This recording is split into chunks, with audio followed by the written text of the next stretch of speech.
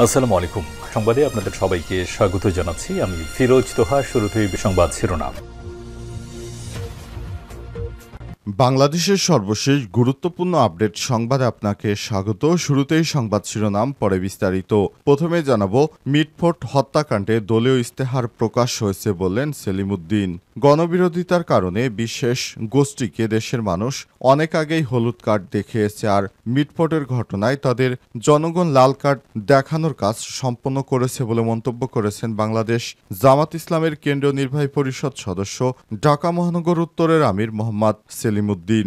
আজ রাজধানীর পল্লবী ২ ওয়ার্ডে কমিউনিটি সেন্টারে ইউনিটি দায়িত্বশীল সমাবেশে প্রধান অতিথির বক্তব্যে তিনি এসব কথা বলেছেন। দলের বিপ্লবী জোন পরিচালিত অধ্যক্ষ নাসির উদ্দিনের সভাপতিত্বে বিশেষ অতিথি হিসেবে ছিলেন Yusuf secretary general doctor Mostafa Faisal Parvez. গাজায় একদিনে নতুন করে ইহুদিবাদী ইসরায়েলের হামলায় আরও ৭৮ জন নিরীহ ফিলিস্তিনি নিহত। যুদ্ধবিরতির আলোচনা চললেও গাজায় থামছে না ইহুদিবাদী ইসরায়েলের বর্বর সামরিক অভিযান। গাজা উপত্যকায় ইসরায়েলি বাহিনীর হামলায় একদিনে কমপক্ষে ৭৮ জন নিরীহ ফিলিস্তিনি নিহত হয়েছে। তবে নিহতের সংখ্যা আরও বেশি, কারণ অনেকের লাশ এখনও ধ্বংসস্তূপের নিচেই চাপা পড়ে আছে। এরপর জানাবো, গাজায় মানবিক শহর প্রস্তাবের নিন্দায় ইসরায়েলের বিরোধী নেতারা। গাজায় তথাকথিত মানবিক শহর গড়ে তোলার বিষয়ে ইসরায়েলের পরিকল্পনার সমালোচনা করেছেন দেশটির বিরোধী নেতারা। আজ সংবাদ মাধ্যম দ্য মিডল ইস্ট মনিটরের এক প্রতিবেদনে কথা জানিয়েছে তারা। এদিকে রাশিয়া থেকে তেল কিনলেই পড়তে হবে মার্কিন নিষেধাজ্ঞায়, ট্রাম্পের হুমকি। মার্কিন প্রেসিডেন্ট ডোনাল্ড ট্রাম্প ইউক্রেন যুদ্ধ বন্ধের জন্য পুতিনকে ৫০ দিনের সময় বেঁধে দিয়েছেন। এই ৫০ দিনের মধ্যে যদি ইউক্রেন যুদ্ধ বন্ধ করতে না পারে পুতিন, তাহলে পুতিনের দেশ থেকে যারাই জ্বালানি তেল কিনবে তাদের উপর নিষেধাজ্ঞা আরোপ করা হবে, এমন হুমকি দিয়েছেন তিনি। খবর রয়টার্সের। এদিকে গুপ্তচরদের বিরুদ্ধে কঠোর শাস্তির বিধান পাশ করল ইরান। ইরানের সংসদে গুপ্তচরবৃত্তির শাস্তি বাড়ানোর জন্য একটি সংশোধনী প্রস্তাব বিপুল ভোটে অনুমোদন করা হয়েছে। বিবিসি বাংলার এক প্রতিবেদনে এই তথ্য প্রকাশ করা হয়। মিটফোর্ড হত্যাকাণ্ডে দলীয় ইস্তেহার প্রকাশ হয়েছে বললেন সেলিম উদ্দিন।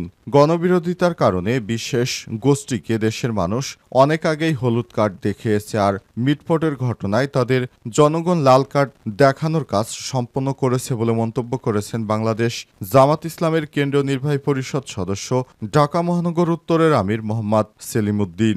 আজ রাজধানীর পল্লবী ২ ওয়ার্ডে কমিউনিটি সেন্টারে ইউনিটি দায়িত্বশীল সমাবেশে প্রধান অতিথির বক্তব্যে তিনি এসব কথা বলেছেন। দলের বিপ্লবী জোন পরিচালিত অধ্যক্ষ নাসির উদ্দিনের সভাপতিত্বে বিশেষ অতিথি হিসেবে ছিলেন Yusuf secretary general doctor Mostafa Faisal Parvez. Selim Uddin বলেছেন, তথাকথিত প্রথাগত রাজনীতি দেশ ও জাতিকে কিছুই দিতে পারেনি, বরং বস্তাপচা রাজনীতিতে দেশের মানুষকে খুন, ধর্ষণ, চাঁদাবাজি, রাহাজানি, টেন্ডারবাজি, দুর্নীতি ও লুটপাট উপহার দিয়েছে। কথিত রাজনীতির ধারাবাহকরা দেশটাকে ধ্বংসের দ্বারপ্রান্তে নিয়ে এসেছে। তারা প্রতিদিন মানুষ হত্যা করছে। দুর্নীতি, চাঁদাবাজি, খুন, ধর্ষণ, রাহাজানি, টেন্ডারবাজি, দুর্নীতি, লুটপাট উপহার দিতে শুরু করেছে। লন্ডনে বসে দেশটাকে ধ্বংস করার চক্রান্ত করছে। কথিত রাজনীতির ধারক বাহকরা কথিত রাজনীতির মাধ্যমে নিজেদের আখের গুছিয়ে নেয়ার কাজে সবসময় ব্যস্ত থেকেছে, কিন্তু জুলাই বিপ্লবের মাধ্যমে দেশে একটি ইতিবাচক ও মৌলিক পরিবর্তন এসেছে। ফলে অপরাজনীতির ধারক বাহকরা এখন অসহায় ও এতিম হয়ে হিতাহিত জ্ঞান হারিয়ে প্রলাপ বকতে শুরু করেছে। তাদের হাত থেকে বাংলাদেশকে রক্ষা করার জন্য বাংলাদেশ জামাত ইসলাম কাজ করছে। আপনাদের প্রতি একটি অনুরোধ, আপনারা বাংলাদেশ জামাত ইসলামের পাশে দাঁড়ান, এই ষড়যন্ত্রকারীদেরকে আর প্রশ্রয় দেবেন না। গাজায় মানবিক শহর প্রস্তাবের নিন্দায় ইসরায়েলের বিরোধী নেতারা। গাজায় তথাকথিত মানবিক শহর গড়ে তোলার বিষয়ে ইসরায়েলের পরিকল্পনার সমালোচনা করছেন দেশটির বিরোধী নেতারা। আজ সংবাদ মাধ্যম মিডল ইস্ট মনিটরের এক প্রতিবেদনে এই তথ্য জানানো হয়েছে। সংবাদ সংস্থা আনাদুলোর প্রতিবেদন অনুযায়ী গাজায় রাফা অঞ্চলে কথিত একটি মানবিক শহর নির্মাণের জন্য তেল আবিব $400 কোটি বরাদ্দ করছে। এমন পরিকল্পনা হাতে নেয়ার পরই ইসরায়েলের কয়েক একজন বিরোধী নেতা প্রধানমন্ত্রী বেঞ্জামিন নেতানিয়াহু সরকারের তীব্র সমালোচনা করেছেন।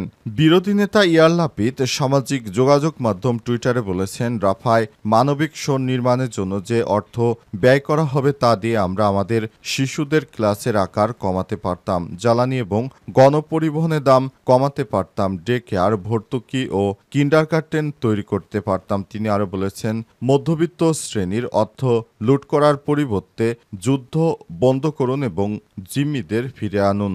ডেমোক্র্যাট পার্টির প্রধান ইয়ার গোলান বলেছেন, ইসরায়েল সরকার এক ধরনের মানসিক বিভ্রান্তিতে আছে। তারা নিজেদের ত্রাণকর্তা ভাবতে শুরু করেছে। এক বিবৃতিতে নেতানিয়াহু সরকার সমালোচনা করে তিনি বলেছেন, সরকার যুদ্ধে ক্ষতিগ্রস্ত একটি হাসপাতাল পুনর্নির্মাণের পরিবর্তে গাজায় $400 কোটি খরচ করে মানবিক শহর গড়ে তুলতে চাইছে। সরকার নিজেকে ত্রাণকর্তা ভাবার মতো মানসিক সমস্যায় ভুগছে বলে মন্তব্য করেছেন তিনি। আরও বলেছেন, এটি এমন একটি পরিত্যক্ত সরকার যা তার নিজের নাগরিকদের ঘৃণা করে। ইহুদিবাদী ইসরায়েলে এমন সরকার দীর্ঘদিন ধরে চেপে বসে আছে, যারা পৃথিবী জুড়ে যুদ্ধ বাঁধিয়ে চলেছে।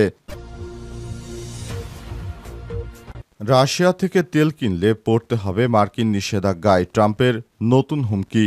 মার্কিন প্রেসিডেন্ট ডোনাল্ড ট্রাম্প ইউক্রেনকে নতুন অস্ত্র দেওয়ার ঘোষণা দিয়েছেন। পাশাপাশি তিনি রাশিয়াকে 50 দিনের আলটিমেটাম দিয়েছেন। তিনি রাশিয়াকে আলটিমেটাম দিয়ে জানিয়েছেন, 50 দিনের মধ্যে যদি ইউক্রেন যুদ্ধ বন্ধ না হয় তাহলে রাশিয়া থেকে যারা তেল কিনবে তাদের উপরও নিষেধাজ্ঞা দেওয়া হবে। মস্কোর বিরুদ্ধে ক্ষেপে গিয়ে ট্রাম্প আজ এমন সিদ্ধান্ত নিয়েছেন, খবর রয়টার্সের। ট্রাম্প এবং পুতিনের মধ্যে দীর্ঘ সময় ফোন আলাপে কথা হওয়ার পরও ইউক্রেন যুদ্ধ নিয়ে কোনো ফলপ্রসূ আলোচনা হয়নি, বরং এরপরই ট্রাম্প ইউক্রেন যুদ্ধ নিয়ে ক্ষেপেছেন। তিনি রাশিয়ার উপর ক্ষেপেছেন, পুতিনের উপর ক্ষেপেছেন। পুতিনকে তিনি সরাসরি জানিয়ে দিয়েছেন 50 দিনের মধ্যেই যুদ্ধ বন্ধ করতে হবে। যুদ্ধ যদি পুতিন বন্ধ করতে ব্যর্থ হয় তাহলে পুতিনের উপর এবার নিষেধাজ্ঞার খড়গ নেমে আসবে। পুতিনের রাষ্ট্র যেসব দেশে অর্থাৎ চীন ও ভারতের উপরে যেসব তেল রপ্তানি করে ভারতের কাছে ও চীনের কাছে সেসব তেল কিনতে পারবে না এই দেশ দুটি।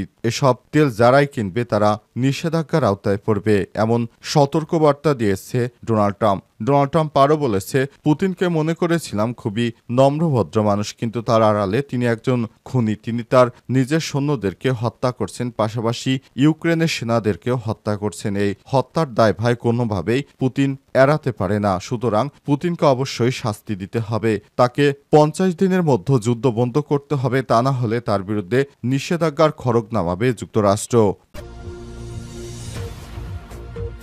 গাজা একদিনে নতুন করে 78 জন ফিলিস্তিনি নিহত। যুদ্ধবিরতি আলোচনা চললেও গাজায় থামছে না ইসরায়েলের বর্বর সামরিক অভিযান। গাজা উপত্যকায় ইসরায়েলি বাহিনীর হামলায় একদিনে নতুন করে কমপক্ষে 78 জন ফিলিস্তিনি নিহত হয়েছে। নিহতদের মধ্যে অনেকেই ত্রাণ নিতে গিয়েছিলেন, খবর আল জাজিরার। ফিলিস্তিনের সংবাদ সংস্থা ওয়াফা জানিয়েছে, সোমবার দক্ষিণ গাজার রাফা শহরে একটি ত্রাণ বিতরণ কেন্দ্রের কাছে ইসরায়েলি হামলায় কমপক্ষে 5 জন নিহত হয়েছে। ইসরায়েল ও যুক্তরাষ্ট্র সমর্থিত গাজা হিউম্যানিটেরিয়ান ফাউন্ডেশন বা জিএইচএফ পরিচালিত ত্রাণ কেন্দ্রে হামলায় এই নিহতের সংখ্যা বেড়ে 838 জনে পৌঁছেছে। গাজার দক্ষিণাঞ্চল খান ইউনুসের বাস্তুচ্যুতদের একটি আশ্রয় শিবিরে ইসরায়েলি হামলায় 9 জন নিহত হয়েছে, এতে আহত হয়েছে আরও অনেকেই। গাজার মন্ত্রণালয় বুরাইস শরণার্থী শিবিরে একটি বাণিজ্য ভবনে নিহত হয়েছে 4 জন। এছাড়াও ইসরায়েল ও গাজায় সিটিতে হামলা চালিয়েছে। গাজা সিটিতে একটি ট্যাঙ্কারে রকেট হামলায় এতে 3 ইসরায়েলি সেনা নিহত হয় বলে নিশ্চিত করেছে দেশটির সেনাবাহিনী।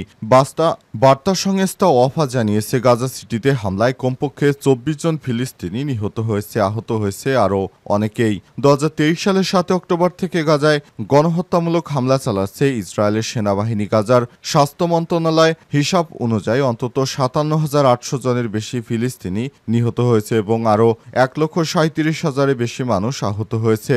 জাতিসংঘ গাজায় ত্রাণ অবরোধ তুলে নিয়ে সরবরাহ নিশ্চিতের আহ্বান জানাচ্ছে।